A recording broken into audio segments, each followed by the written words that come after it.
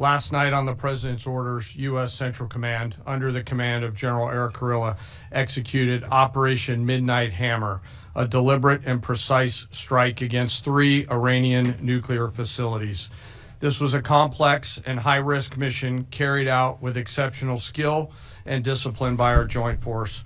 I want to thank every service member, planner, operator that made this mission possible. Their actions reflect the highest standards of the United States Armed Forces. This operation was designed to severely degrade Iran's nuclear weapons infrastructure. It was planned and executed across multiple domains and theaters with coordination that reflects our ability to project power globally with speed and precision at the time and place of our nation's choosing. This was a highly classified mission with very few people in Washington knowing the timing or nature of this plan. I'll refer you to the graphic on the side as I walk you through some of the operational details. At midnight Friday into Saturday morning, a large B-2 strike package comprised of bombers launched from the continental United States. As part of a plan to maintain tactical surprise, part of the package proceeded to the west and into the Pacific as a decoy, a deception effort known only to an extremely small number of planners and key leaders here in Washington and in Tampa. The main strike package, comprised of 7 B-2 Spirit bombers, each with 2 crew members, proceeded quietly to the east with minimal communications. Throughout the 18-hour flight into the target area, the aircraft completed multiple in-flight refuelings. Once over land, the B-2s linked up with escort and support aircraft in a complex, tightly timed maneuver requiring exact synchronization across multiple platforms in a narrow piece of airspace, all done with minimal communications. This type of integration is exactly what our joint force does better than anyone else in the world. At approximately 5 p.m. Eastern Standard Time last night, and just prior to the strike package entering Iran, a U.S. submarine in the Central Command area of responsibility launched more than 24 Tomahawk land attack cruise missiles against key surface infrastructure targets at Isfahan. As the Operation Midnight Hammer strike package entered Iranian airspace, the U.S. employed several deception tactics, including decoys, as the 4th and 5th generation aircraft pushed out in front of the strike package at high altitude and high speed, sweeping in front of the package for enemy fighters and surface-to-air missile threats. The strike package was supported by U.S. Strategic Command, U.S. Transportation Command, U.S. Cyber Command, U.S. Space Command, U.S. Space Force, and U.S. European Command. As the strike package approached Fordo and Natanz, the U.S. protection package employed high-speed suppression weapons to ensure safe passage of the strike package, with fighter assets employing preemptive suppressing fires against any potential Iranian surface-to-air threats. We are currently unaware of any shots fired at the U.S. strike package on the way in. At approximately 6:40 p.m. Eastern Standard Time, 2:10 a.m. Iran time, the lead B-2 dropped 2 GBU-57 massive ordnance penetrator weapons on the first of several aim points at Fordo. As the president stated last night, the remaining bombers then hit their targets as well, with a total of 14 MOPs dropped against 2 nuclear target areas.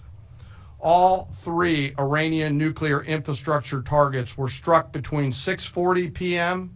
and 7:05 p.m.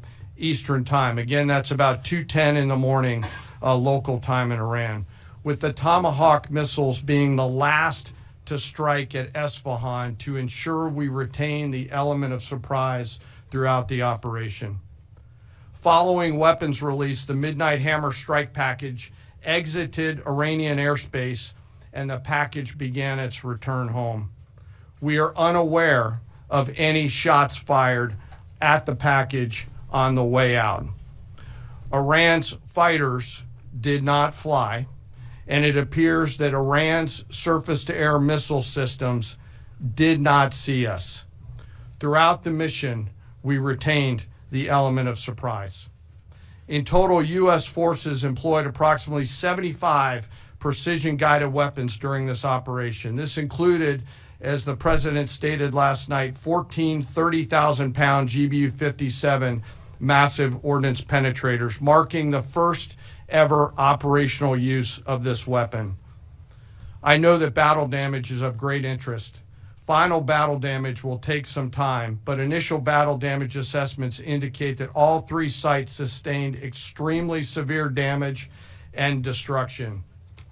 More than 125 U.S. aircraft participated in this mission, including B-2 stealth bombers, multiple flights of fourth and fifth generation fighters, dozens and dozens of air refueling tankers, a guided missile submarine, and a full array of intelligence, surveillance, and reconnaissance aircraft, as well as hundreds of maintenance and operational professionals.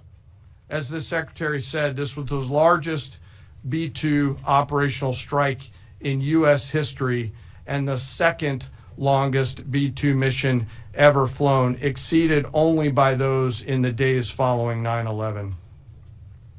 Well prior to the strike, General Kurilla elevated force protection measures across the region, especially in Iraq, Syria, and the Gulf.